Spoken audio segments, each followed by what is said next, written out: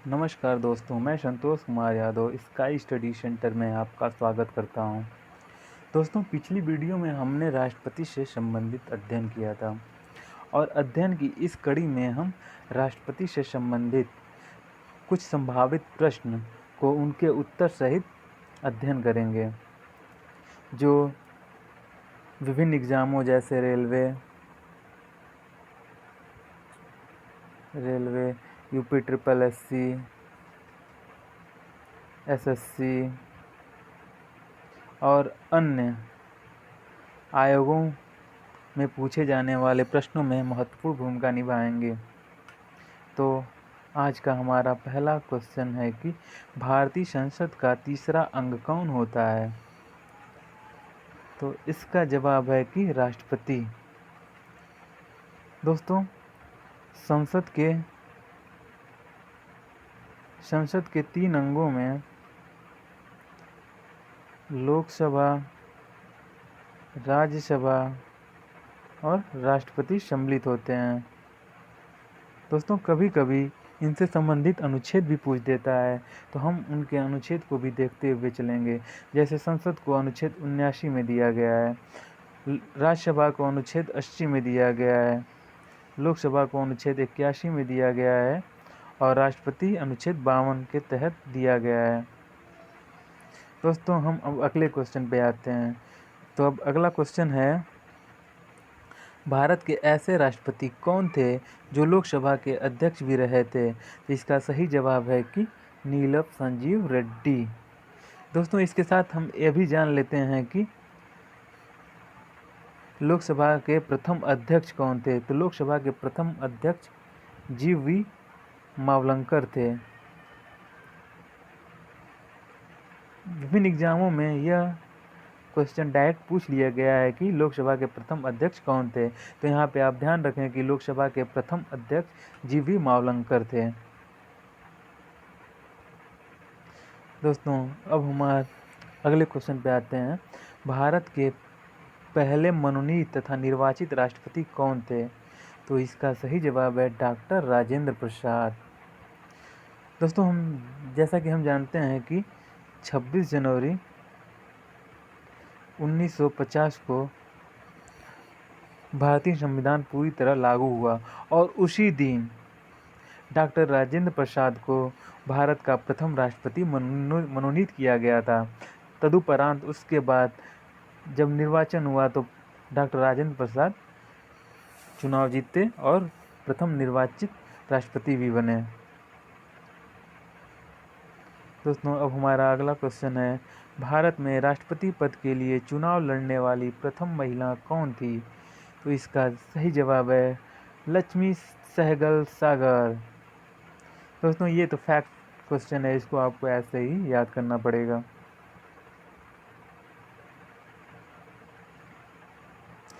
दोस्तों, ये क्वेश्चन दोबारा आ गया है तो इसको हम स्किप कर देंगे। तो हम अब अगले क्वेश्चन पे आते हैं। सबसे कम उम्र में राष्ट्रपति बनने वाले भारतीय राष्ट्रपति कौन थे? तो इसका सही जवाब है कि नीलम संजीव रेड्डी।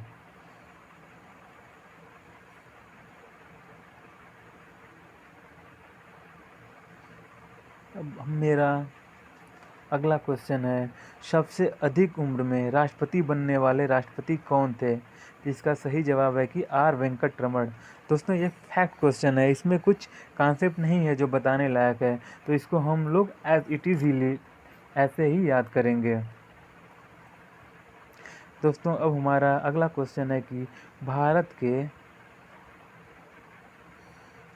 के उपराष्ट्रपति नहीं होगा यहाँ पे, उस राष्ट्रपति का नाम बताइए जो एक न्यायाधीश भी थे। तो इसका सही जवाब है कि एम हिदायतुल्लाह खान। हम अब अगले क्वेश्चन पे आते हैं और अगला क्वेश्चन है, गुटनिरपेक्ष आंदोलन का महासचिव जो भारत के राष्ट्रपति भी रहे थे वह कौन थे? इसका सही जवाब है कि ज्ञानी जैल सिंह थे, जो भारत के राष्ट्रपति भी रहे और गुटनिरपेक्ष आंदोलन के महासचिव भी रहे थे। दोस्तों हम अब अगले क्वेश्चन पे आते हैं। राष्ट्रपति बनने से पूर्व किन को भारत रत्न दिया गया था? इसका सही जवाब है कि वह डॉक्टर एपीजे अब्दुल कलाम थे, जो कि मिसाइल मैन के नाम से भी फेमस थे। दोस्तों हम अब अगले क्वेश्चन पे आते हैं। भारत के राष्ट्रपति का नाम बताइए जिनका कार्यकाल सबसे कम था। तो इसका सही जवाब है कि वो डॉक्टर जाकिर हुसैन थे। दोस्तों कभी कभी ये भी क्वेश्चन पूछ लिया जाता है या कभी पूछा गया था कि जैसे अपने कार्यकाल में कौन से राष्ट्रपति मर गए थे। तो इसका सही जवाब है कि वो उसमें से एक जाकिर हुसैन भी थे और दूसरे फखरुद्दीन अली अहमद थे। थोड़ा सा इसको भी आप लोग ध्यान रखिएगा। अब हम अपने अगले क्वेश्चन पे आते हैं। दूसरी वरीयता प्राप्त कर चुनाव जीतने वाले राष्ट्रपति कौन थे? तो इसका सही जवाब है वीवी गिरी, जो कि कांग्रेस को बहुमत प्राप्त थी, उसके बावजूद भी द्वितीय मतगणना कराई गई थी। उसके बाद ये वीवी गिरी राष्ट्रपति निर्वाचित हुए थे। दोस्तों अब हम अगले क्वेश्चन पे आते हैं। सबसे ज़्यादा अध्यादेश जारी करने वाले भारतीय राष्ट्रपति कौन थे?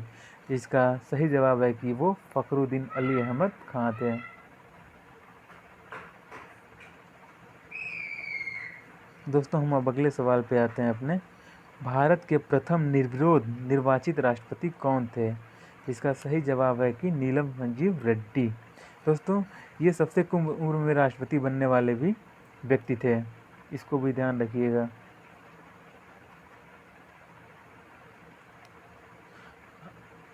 आज का हमारा अगला क्वेश्चन है। भारत के उन राष्ट्रपति का नाम बताइए जिन्होंने वीटो शक्ति का इस्तेमाल किया था। दोस्तों उनमें एक ज्ञानी जैल सिंह थे, आर वेंकट रमन थे और डॉक्टर एपीजे अब्दुल कलाम थे। इसमें राजेंद्र प्रसाद का भी नाम आता है, उन्होंने भी वीटो शक्ति का इस्तेमाल किया था। ज्ञानी जैल सिंह 1986 में वीटो शक्ति का इस्तेमाल करते हैं जब भारतीय डाक संबंधी विधेयक लाया गया था और वो जेबी वीटो का प्रयोग किए हैं। जेबी वीटो को ही हम लोग पॉकेट वीटो भी बोलते हैं, अर्थात जब बहुमत से पारित विधेयक दोनों मतलब सदनों से, जैसे वो राज्यसभा और लोकसभा से दोनों से पारित विधेयक राष्ट्रपति के पास जाता है तो राष्ट्रपति समय अवधि के अभाव में अपने पास वो विधेयक को असीमित समय के लिए रख लेता है, जिससे कि वह विधेयक निरस्त हो जाता है। आर वेंकट रमन ने 1991 में वीटो शक्ति का इस्तेमाल किया था, जो संसद सदस्यों के वेतन और भत्ते से संबंधित विधेयक था और इस वीटो पे उन्होंने आत्यांतिक वीटो का प्रयोग किया था। सबसे प्रसिद्ध राष्ट्रपति डॉक्टर एपीजे अब्दुल कलाम ने भी वीटो शक्ति का प्रयोग किया था और मुद्दा सांसद योग्यता से संबंधित विधेयक का था और उन्होंने निलंबनकारी वीटो का प्रयोग किया था। निलंबनकारी वीटो में क्या होता है कि जैसे दोनों सदनों से पारित विधेयक जब राष्ट्रपति के पास जाता है तो राष्ट्रपति संशोधन की सिफारिश के लिए सदनों के पास भेज देता है, इसी को निलंबनकारी वीटो शक्ति कहते हैं राष्ट्रपति की। दोस्तों हम अब अगले क्वेश्चन पे आते हैं। भारत की प्रथम महिला राष्ट्रपति कौन थी? इसका तो जवाब बहुत ही आसान है, आप सभी लोग जानते होंगे, डॉक्टर प्रतिभा देवी पाटिल भारत की प्रथम महिला राष्ट्रपति थी। दोस्तों अब हम अगले क्वेश्चन पे आते हैं। किस परिस्थिति में किसी राज्य का सीएम राष्ट्रपति के निर्वाचन में भाग ले सकता है? तो दोस्तों हम लोग जानते हैं कि राष्ट्रपति की निर्वाचक मंडल में केवल और केवल निर्वाचित सदस्य ही शामिल होते हैं, चाहे वह लोकसभा का हो या राज्यसभा का हो या राज्यों की विधानसभाओं से हो या संघीय राज्य की विधानसभाओं से हो। तो यहाँ पे पूछा है कि किस राज्य का सीएम राष्ट्रपति के निर्वाचन में भाग ले सकता है। तो इसका सही जवाब है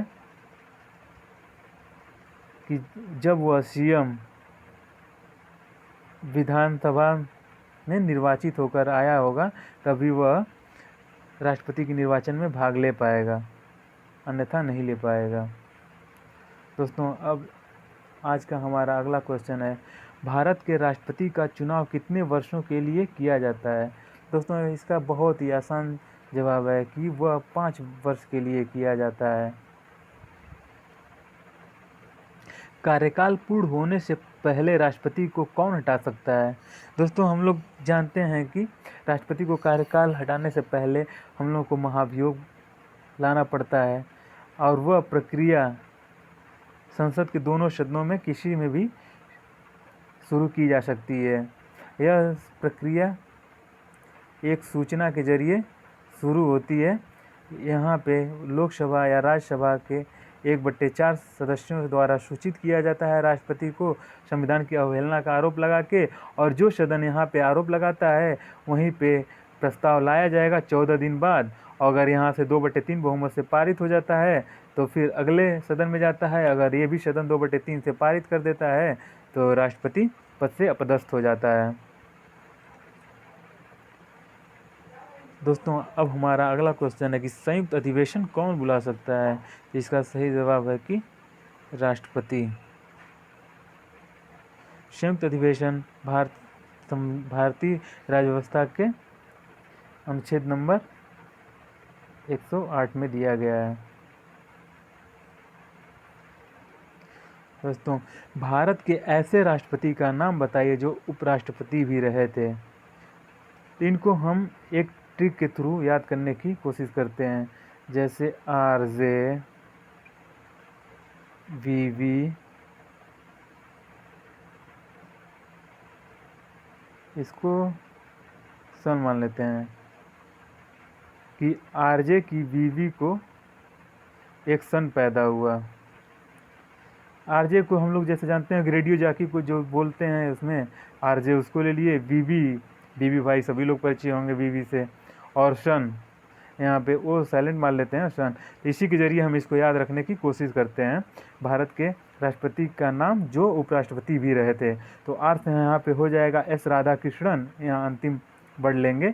और जैसे जाकिर हुसैन, V से VV गिरी, और V से फिर R वेंकटरमण, और यश से यहाँ पे हो जाएंगे शंकर दयाल शर्मा, और लास्ट में N से KR नारायणन। दोस्तों, यहाँ पे फिर से एक बार हम बता देते हैं कि RJ की VV को सन पैदा हुआ। यहाँ RJ से मतलब राधा कृष्णन से है, जैसे जाकिर हुसैन, V से VV गिरी, V से R वेंकटरमण, और यश से शंकर दयाल शर्मा, और N से KR नारायणन। दोस्तों, आज का हमारा अगला क्वेश्चन है, किन विधेयकों को संसद में रखने से पूर्व राष्ट्रपति की सहमति आवश्यक होती है। तो दोस्तों, ऐसे कई विधेयक होते हैं जिनको संसद में रखने से पूर्व राष्ट्रपति की अनुमति लेना आवश्यक होता है, और वो विधेयक हैं जैसे नए राज्य का निर्माण संबंधित विधेयक हो, या विद्यमान राज्यों की क्षेत्र सीमा में परिवर्तन करने से संबंधित विधेयक हो, जो कि भारतीय संविधान के अनुच्छेद 2 और 3 में दिया गया है। और धन विधेयक और वित्त विधेयक से संबंधित जो विधेयक होते हैं उनको भी राष्ट्रपति की पूर्ण अनुमति की आवश्यकता होती है। दोस्तों, धन विधेयक भारतीय संविधान के 110 अनुच्छेद में दिया गया है। भूमि अधिग्रहण से संबंधित विधेयक अगर होता है तो उसको भी राष्ट्रपति की पूर्व अनुमति आवश्यक होती है संसद में विधेयक लाने से पहले। व्यापार की स्वतंत्रता पर रोक लगाने वाले राज्य का कोई विधेयक होता है तो उसको भी संसद में लाने से पहले राष्ट्रपति की पूर्व अनुमति जरूरी होती है। दोस्तों, अब हम अपने अगले क्वेश्चन पे आते हैं। भारत में राष्ट्रीय आपातकाल कितनी बार लागू हुआ था और उस समय भारत के राष्ट्रपति कौन कौन थे। तो दोस्तों, भारत में राष्ट्रीय आपातकाल 3 बार लागू हुआ है, एक 1962 में, एक 1971 में और 1975 में। 1962 में जब चीन ने भारत पर आक्रमण कर दिया था, तब राष्ट्रीय आपातकाल घोषित करना पड़ा था, और उस समय हमारे राष्ट्रपति डॉक्टर सर्वपल्ली राधाकृष्णन थे। दूसरी बार जब राष्ट्रीय आपातकाल लागू हुआ तो उस समय पाकिस्तान ने भारत के विरुद्ध युद्ध की घोषणा कर दी थी। उस वक्त हमारे राष्ट्रपति वी गिरी जी थे, और जब अंतिम समय अर्थात जब 1975 में राष्ट्रीय आपातकाल लागू हुआ तो वह आंतरिक अशांति के आधार पर लागू हुआ था, और उस समय भारत के राष्ट्रपति फखरुद्दीन अली अहमद साहब थे। दोस्तों, यहीं तक आज का हमारा सफ़र रहा, और हम चाहते हैं कि हमारी जो भी कमियां हों, अच्छाइयां हों, आप उसको हमारे कमेंट सेक्शन में बताएं, और हमारी वीडियो को लाइक, सब्सक्राइब और ज़्यादा से ज़्यादा शेयर करें, ताकि लोगों को इसका लाभ पहुंच सके। Thank you.